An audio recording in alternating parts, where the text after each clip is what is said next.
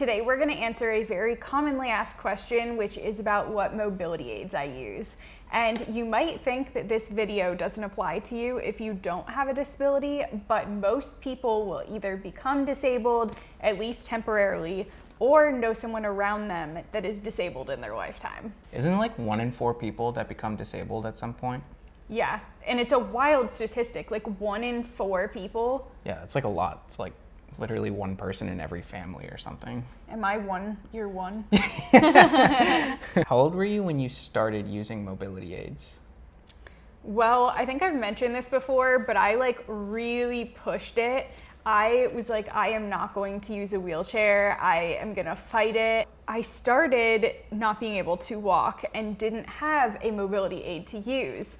But what we did have was something that my parents found on the side of the road that we called the Rusty Bucket, which was a wheelchair that was definitely used, definitely sat out in the rain, and we called it the Rusty Bucket, and I had to use that till I got my first wheelchair. How long was that, like, your primary mobility device? I mean, I didn't leave the house with it other than going to the VR and to the doctor, but I mean, a month or two probably. Wow. Yeah, the Rusty Bucket has some fond memories for me. And then when I got a wheelchair, I ended up using the Rusty Bucket so I could go out in the rain, because I love going out in the rain, but I don't like getting my wheelchairs wet. So the Rusty Bucket still came in handy. Yeah, that's nice. In this specific question that we got that made us create this video, they were talking about how overwhelming the process of getting a wheelchair is. And it is overwhelming, especially if you are new to using a wheelchair. It is so overwhelming and confusing, and I honestly didn't know what we were doing for the first time. And I was 20 years old. My parents were still like taking care of things for me, so I wasn't really paying attention the first time that they were going through it.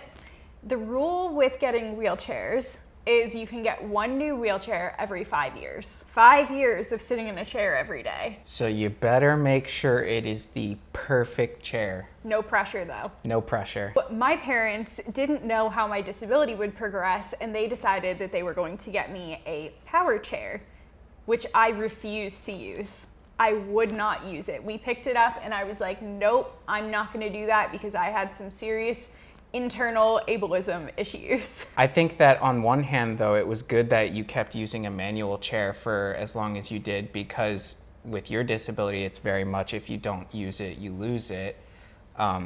But I think something that your parents didn't realize, or that no one explained to them, was that if you have a change in your disability, you can still get a new chair or device through insurance. So she probably didn't have to get the power chair first. She probably could have gotten a custom measured chair for her, but it ended up being what it was. Yeah, I mean, my parents were learning this stuff for the first time too. What my parents ended up doing was getting me a floor model from the All Children's Hospital, even though I was 20, because I was very tiny. I am only 5'1", and I was like 90, 85 pounds. Like, yeah, I was tiny. very tiny. I was able to fit in a child's wheelchair, which I loved it at the time, and I felt like it was so freeing to use after I got used to the idea of using a wheelchair. But what I didn't know was that it wasn't as good as a custom chair. This wasn't built to my measurements. So for the first, I still had that chair when I met you. Oh yeah, I put some miles pushing that thing. I had that chair for years. Like, Yeah. I think I had that chair for like 8 years. It was a really long time. Yeah, and then I started posting on social media, and I ended up getting a brand deal with Key Mobility, and they created a chair custom for me. And the first time I sat in it, I like wanted to cry, because I was like, this feels so good and comfortable. And I remember when we went to the hospital where they were actually measuring you for that chair, the guys were like floored at the chair that you were using, because it did not fit you at all. I think your legs were sticking out like 6 inches here. They were appalled at the fit. Yeah, it was like, I don't know how you're not in excruciating pain from sitting in that all day. The problem was that you can get a new chair if your abilities change and worsen. The problem is that they don't like going from power back to manual. That is like a big insurance issue. That's why you were in it for so long, because you were on your parents' insurance for so long, and it was once you got on your own insurance, that's when you were able to get a manual chair. Yeah, so when I was 28, I got on my own insurance plan, and I think it was when we got married, and I was able to use my insurance to get a manual chair that fit me, which was very, very exciting. Now we know that if I go to power chair, we probably will be paying out of pocket for a manual chair. Is okay because they're not as expensive as a power chair. And there's really cool companies like Not a Wheelchair who have created a $1,000 manual chair that's custom for people, and they're doing crazy cool stuff for our community. So I really want to try out one of their chairs. Yeah, like financially, it feels like it's easier to get a custom manual chair than a custom power chair. Like Shane's chair, I think out of pocket is what, like $100,000 or something? Yeah, it's insane. Something unaffordable, especially every 5 years. Every 5 years, you have to spend $100,000 on a wheelchair. Process of getting a wheelchair, for those of you that don't know, or maybe your parents handled it before like mine did. So you will go to your doctor, or in my case, my neurologist, and they will prescribe you a wheelchair, and they will give you a contact for somebody that will fit you and help you to get, hopefully, the right chair covered through insurance. And make sure you find somebody that is incredibly good at their job, and maybe even do some self-advocacy for what you want written in your note, because sometimes they won't cover stuff for outside the home unless it's for work or maybe to go to school. Unclear on that. But I was not able to get my SmartDrive covered the first time. We were able to get it covered the second time because my note was written properly. Yeah, that guy knew exactly what to say, and he was telling us in the thing, he was like asking how far you could push yourself manually before it becomes a problem and whatever, and he knew exactly what criteria he had to write to make sure that you got it.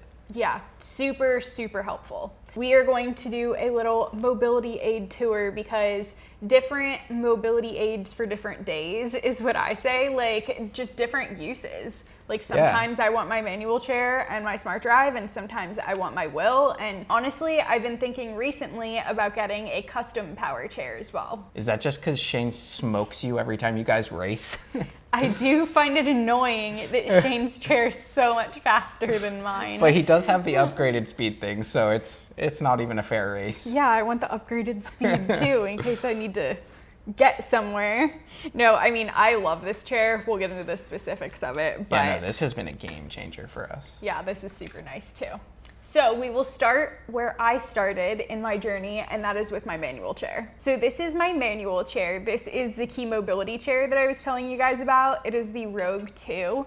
I really don't have any complaints about this chair. I love this chair. It's ready for a replacement because I've been using it for years and years, but it's a great chair. Other than I accidentally dropped it out of our van the other week, so one of the brakes is a little messed up, but I think I can fix it. Yeah, it's kind of created an issue because, like I said, for different activities, I like using different chairs, and this is the chair that I usually get ready in and brush my teeth in and get close to the sink in. So right now, we've been putting it next to the sink and then tucking a towel behind the chair because the brake isn't working because the wheel's not on right anymore. If it works, it works, and it doesn't really work. It doesn't really work. So pretending that this chair worked well, I then got my SmartDrive. So this lovely device just clips onto the back of the chair like so. And you use a Apple Watch to control it, which is really nice. They discontinued their other devices to control it, which was the Smart Dial. If the Smart Dial worked right, would have been great, but it doesn't. Hopefully they're working on redoing that right now, but they did do a recall on that. So if you have one and you're still using it, probably don't.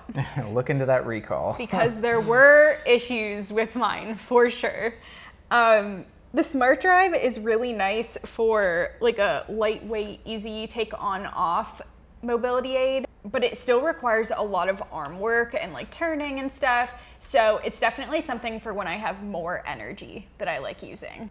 It did get me all through college though. I only used this all the way through college and it was so nice. I got up all the hills in campus and it did its job for the years that I did use it. Now we're going to talk about the chair that I currently use. This is the Whill C2. I have used this for 2 years now and I really love it. I have put it through the ringer. It has been through off-roading trails, it's been through rainstorms, it's been through multiple airplane travels. It's been through many collisions because Amanda hits things frequently. I'm not the best driver. A lot of people ask the dimensions of this chair because they want to know if it can fit in their house. Michael, what do you think the dimensions of this chair are? Should I get a measuring tape? Michael's gonna get a measuring tape because when we go to the airport, we give them a really good guesstimate of how big it is. Let's find out for sure so that you guys don't buy it and then can't get it through your door.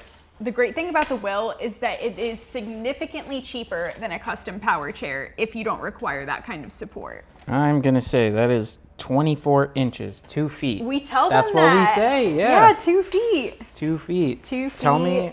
Tell me when the tape is like, can you see your toes or no? Yeah. Tell me when it's right under your toes. Yeah. That's about 40 inches, just over 3 feet. So, okay, just over 3 feet long. And how tall? 3 feet tall. And 3 feet tall. So we are very close at the airport when we tell them what it is. Yeah. 2 by 3 by 3. Somebody also wanted to know the ground clearance here. Ask and you shall receive. So the ground clearance in the front is 4 inches and then in the back is 3 inches because of the wheelie bars, which are good because you don't want to tip. And I haven't tipped yet, but I think I have been saved by the wheelie bars in some of my off-roading ventures. Definitely. Other things that are really cool about this chair. One is it's $4,000 compared to like $20, $30, $100,000 for a custom power chair. So if you don't need the support of a custom power chair, this is a great affordable option that you can buy without insurance. They also had payment programs when I bought mine, so I know that that's also an option for people that can't afford $4,000, which is a lot of money still. It's just a lot less than buying a real power chair. This chair has a joystick here, and then it has a battery that pulls out in the back. And I have 2 batteries, so I can just switch them back and forth. And sometimes they have a deal where you can get a free extra battery, which is really cool because I love having the spare battery. Yeah, highly recommend that. That's a huge quality of life thing. Yeah. And then they sell a cover for when you're flying with it for your joystick. And the wheels, I don't know if you guys will be able to see this, but they turn different directions. I can describe this. I describe it to a lot of people. It's a wheel this way, like a normal wheel, but it's made out of wheels that go this way, so she can turn like on a dime. Turns are very, very good in here.